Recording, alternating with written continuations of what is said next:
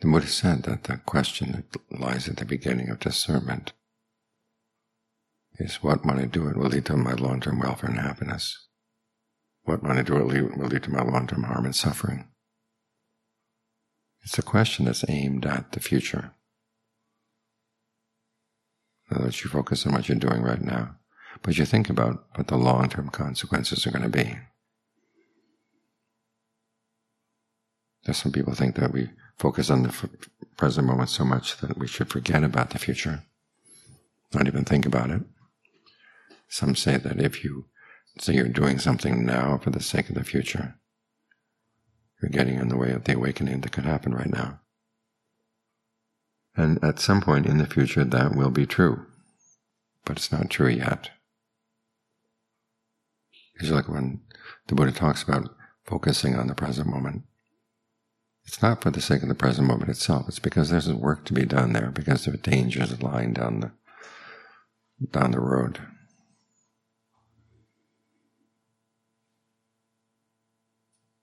Like that verse that says, put aside thoughts of the past, concerns for the future. Focus on what you can experience right here, right now. But then the reason he says you do that is because there are duties to be done right now. Because death could come at any time, and you have to prepare. That's aimed at the future.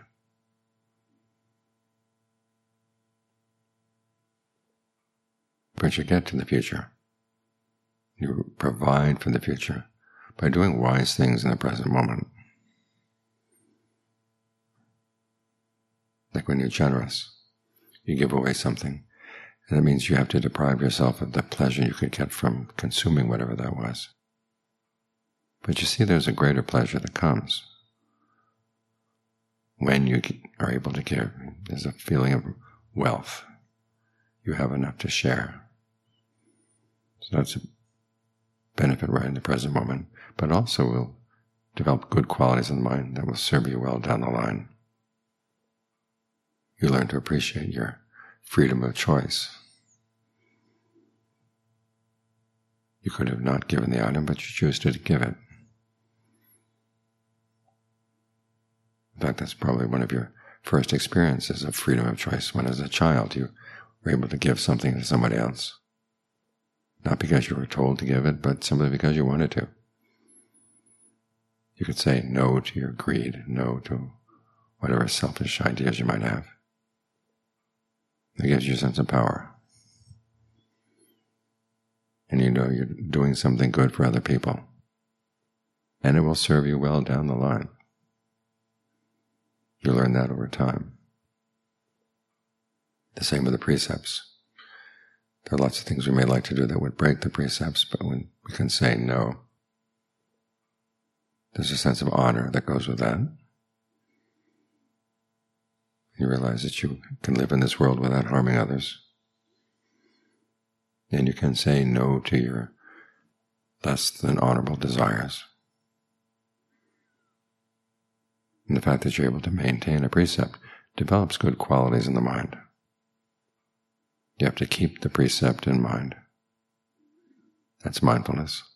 And you have to be alert to watch over your actions to make sure they stay in line with the precept. And then finally, you have to be ardent in doing this. In other words, there will come times when it's very tempting to break a precept. And sometimes not through obviously bad motives. Sometimes you want to lie to somebody what you think is out of compassion, because you feel they may not be ready to take the truth.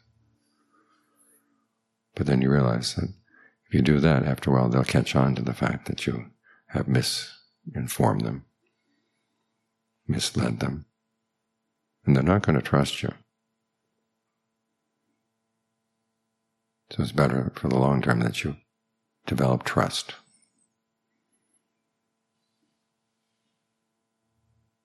So again, you learn how to see there are times when you need to sacrifice what you would like to do in the present moment for long-term goals. As we're meditating, it's the same sort of thing. You focus on the present moment, what you can do in terms of getting the mind to settle down with the breath. You're going to be giving up other things you could have been doing right now. Sometimes you find yourself sitting here in pain, and you wonder, why am I putting up with this pain? But then you realize here's your opportunity to study it. Why would you want to study pain? Because pain is going to get worse as life goes on. The body will suddenly stop doing things it used to be able to do, or when it does certain things, it gives you a pain that it didn't give before. And if you can prepare yourself by understanding your relationship to pain right here, right now, you wouldn't have to suffer so much then. The Buddha states this in one of his suttas about the dangers of the future, that sometime in the future you're going to get sick, sometime in the future you're going to get old, sometime in the future you're going to die. Those are givens. But if you train the mind now, you'll develop qualities inside that will ensure that you don't have to suffer when that time comes. So you're focusing on the present moment for the sake of the future. That's when it's wise. If you focus on the present moment just for its own sake, you end up doing not much of anything. But there's an effort that you have to put into the present moment. There are duties you have to do in the present moment. They're not forced on you by anybody, but they are forced on you by the fact of suffering. Some people complain, why does the Buddha focus on the negative side of life so much? Doesn't he see that there are positive pleasures to be gained simply by enjoying the pleasures of life? Well, he does admit that there are pleasures. The 5 aggregates, he said, if they were exclusively stressful, exclusively painful, we wouldn't be attached to them. So they do offer their pleasures. But then, because we just stay with their pleasures, we become attached. Some people say, well, you can be wisely attached. Hold on for the duration of however long something is going to be there, knowing that it's going to go, and then ready to hold on to the next thing and the next, as if it were kind of dance. Well, it's not a dance. It's desperation. Trying to squeeze as much pleasure as we can out of the present moment, knowing we'll have to let it go, and then finding something else to grab hold of. Well, who knows what you're going to be grabbing hold of, especially when you die. The body's not going to be offering any pleasure at that point. You think about the future, and the future is this big blank wall. And the mind is going to grab at anything.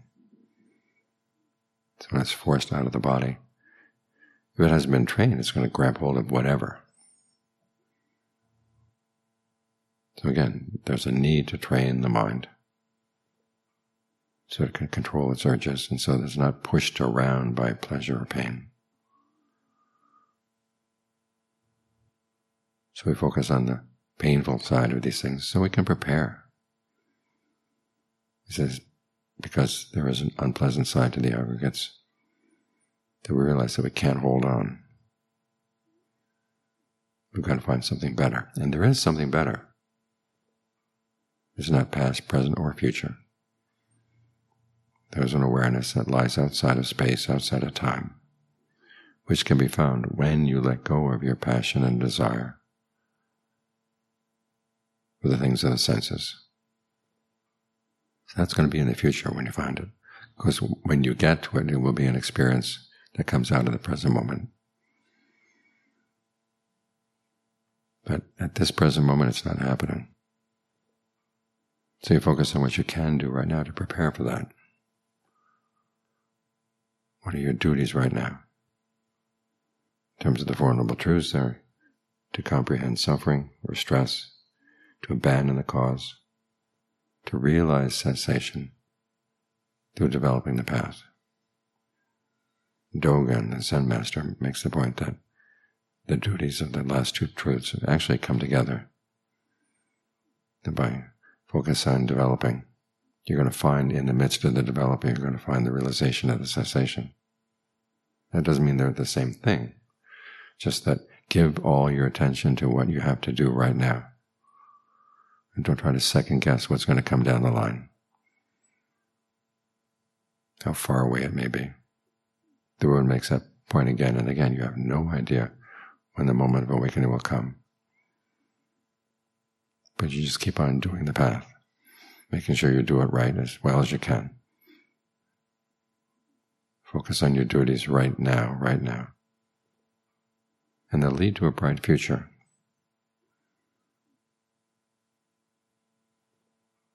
Because those Four Noble Truths are not totally pessimistic after all. He's saying it is possible through your own efforts to find the end of suffering. That's saying an awful lot about the power that you have, if you learn how to tame the power of the mind. It can do an awful lot. So learn how to tame it right here, because there's nowhere else you can do it. Right here is the path. And the path will bear fruit, but again, it's not going to be right here when the fruit comes. The last moments of the path will be right in a present moment.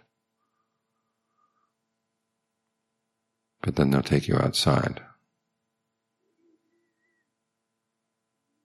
So focus here. This is where the work can be done.